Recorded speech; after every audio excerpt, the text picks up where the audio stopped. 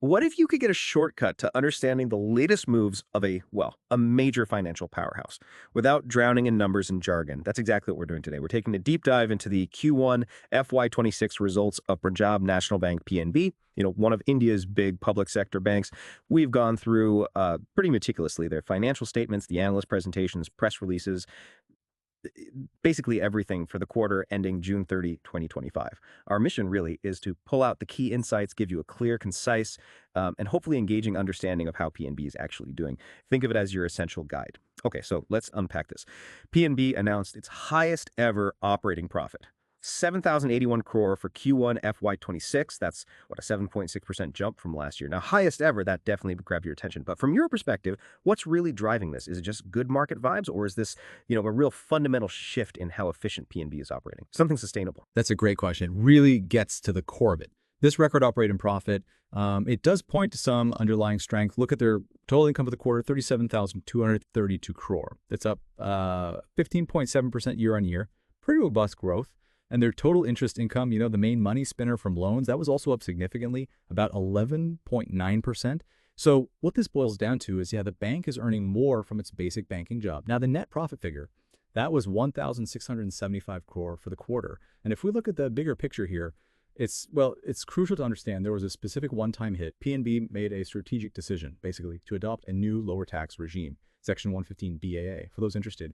And this meant a pretty substantial one-time charge, over 8,300 crore actually, because they had to remeasure the deferred tax assets. So that's why the net profit looks maybe lower than you'd expect, given the strong operating profit. It's not weakness. It's an accounting move for future benefit. Right.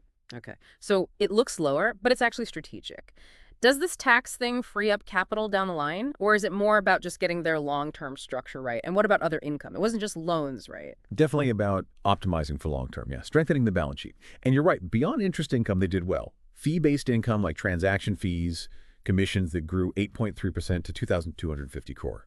But the real standout, I think, was treasury income. Yeah. Skyrocketed, over 180% growth to 1,816 crore. A huge chunk of that came from profit on selling investments, like 1,470 crore profit there alone. Okay. Plus, they had really strong recoveries from accounts they'd already written off, pulled back over 11,180 crore. That's up almost 37% year on year. So diverse streams shows they're becoming more agile financially. Okay, moving on. Asset quality. Often the tricky part for banks. PNB seems to have made some really significant improvements here. Their gross non-performing assets GNPA ratio, that's the bad loans percentage, right? It improved by 120 basis points. So 1.2%, down to 3.78% in June. And the net NPAs, the ones left after setting money aside, they're down to just 0.38%. That sounds tiny. These numbers, they feel like a big deal for any bank. What specific things, beyond just, chasing recoveries, do you think PNB did to get these NPAs down so consistently? What does it mean for their health? Oh, absolutely. These improvements are undeniable. They signal a fundamental strengthening. Lower NPAs mean less money stuck in loans that aren't paying back, frees up capital, boosts profit directly. And just to give a sense of scale, their gross bad loans, in absolute terms, fell by over 8,500 crore. Net bad loans down by nearly 1,800 crore. And what's also impressive is their provision coverage ratio, nearly 97% now. That means they basically set aside funds to cover almost all their recognized bad loans, a very strong cushion. And crucially, their credit cost, the cost of managing potential bad loans, improved significantly, down to just 0.14% for the quarter, very low. That directly helps the bottom line. Right. So they're not just cleaning up the past, but also maybe better at stopping new loans from going bad. Exactly. And that raises the question, how are they doing it so consistently? Well, those strong recovery figures are key, especially from written-off accounts. They got over Sunset Movero back in cash this quarter, upgraded another nearly 600 crore worth of accounts back to performing status. Now, they did have some write-offs, about 1,600 crore, but their recovery versus slippage ratio was 1.8 times, which basically means for every rupee in new slippages, they recovered almost 2 rupees from older stressed assets. Shows a really aggressive, effective approach. Plus, they maintain 100% provisions for certain accounts under RBI's insolvency lists. Very proactive. And this focus, it's showing results across the board. Retail, corporate, MSME, agriculture, and PAs are all down. Okay, let's shift gears. How is PNB actually fueling the economy, growing the business? We see they're getting leaner, more efficient, but a healthy bank needs to grow its core lending and deposits too. So their global business grew 11.6%, hitting over 27 lakh crore. Deposits look strong too. Global deposits up 12.9%, nearly 16 lakh crore. Domestic deposits, a big chunk of that, grew 12.2%. Kessa deposits, the cheaper funds, grew 3.6%, but term deposits grew much faster, 18.8%. So where's PNB putting this money? What kind of lending is really driving this growth? Is it individuals, small businesses, big companies? It's a healthy mix, definitely, but with a clear strategic direction. Their global advances, the lending part, grew 9.8% to over 11 lakh crore. But the real story, I think, is the strength in certain segments. Retail credit, for instance, up 11.8%. Within that, core retail loans grew even faster, 17.7%. And look at specifics. Housing loans up 16.6%. Vehicle loans surged 25.3%. Impressive. Even education loans saw decent growth. So yeah, it's not just the big corporate deals. It sounds like individuals and maybe smaller businesses are really driving things. Exactly. Agricultural loans grew 6.2%. And MSME, micro, small and medium enterprises, that saw really notable growth, 18.6%. Corporate and other loans also grew, about 6.9%. But what's important is this RAM category, retail, agriculture, MSME. Collectively, that grew 11.8%. And RAM now makes up over 56% of their total domestic lending. So that focus on more granular, diversified loans is working.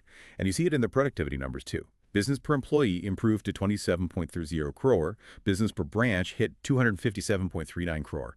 These aren't just numbers on a page. They signal real operational muscle. PNB is getting more bang for its buck from each employee, each branch. That kind of efficiency jump is crucial for a big public sector bank. Shows they're competing, becoming leaner. It could change perceptions. Those productivity numbers are definitely worth noting. Okay, let's talk future-proofing, innovation, capital, digital, people. First up, capital adequacy. How solid are they? Very solid. Their capital to risk-weighted assets ratio, CRAR, jumped significantly. By 171 basis points, it's now 17.50%.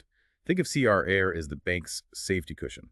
PNB's cushion just got much thicker, gives them a huge buffer against shocks and plenty of room to grow lending. Their Tier 1 capital, the best quality stuff, is at a very healthy 14.62%.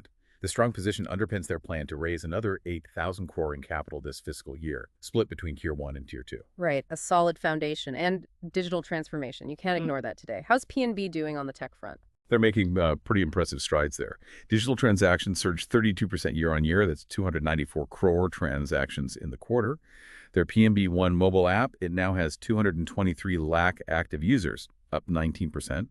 And WhatsApp banking users more than doubled, nearly 70 lakh now. What's interesting there is you can now submit your 15GH tax forms via WhatsApp, download them too, in 6 languages. They just added Canada and Tamil. That's real user-centric stuff. And their digital lending platforms have sanctioned over 12,500 crore since they started. The total outstanding loans through digital channels is now over 27,972 crore. So it's not just about having an app, it's making it genuinely useful, accessible. I mean, I remember when just getting an ATM card felt like a mission at some banks. Is this digital push really changing the experience for everyone, or is there still a gap for maybe older customers? That's a fair point. But these initiatives, they are fundamentally about making things more efficient, improving the customer journey, and reaching more people, especially in this digital-first world. They've also launched a Gen AI chatbot, PIHU, on their website, Internet Banking, PNB One, and they're actually a leader in CBDC, the central bank digital currency. Over 4.5 lakh users, nearly 7.5 million transactions. And get this, PNB is the first bank in India where anyone, even non-customers, can sign up for the digital rupee using just their Aadhaar. That's huge for accessibility. Wow, okay.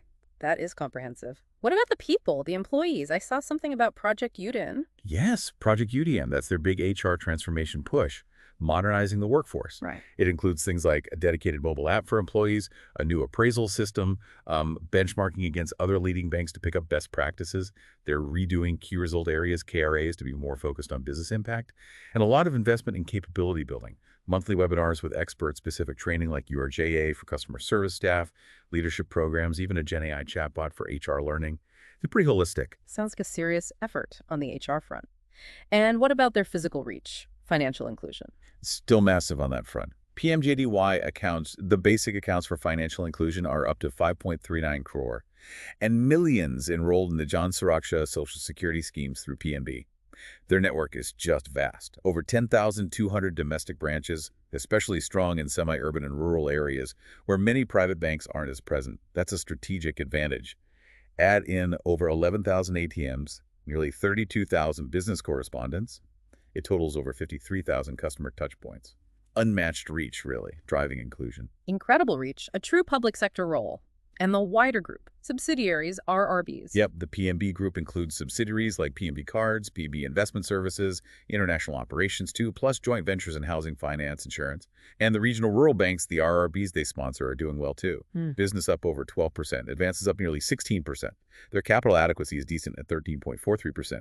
They also recently consolidated some RBs, going from 9 down to 8, aligning with that one state, one RB idea for better efficiency. Okay, now, it's really important, I think, to look beyond just the balance sheet numbers. PNB seems quite committed to ESG, environmental, social governance.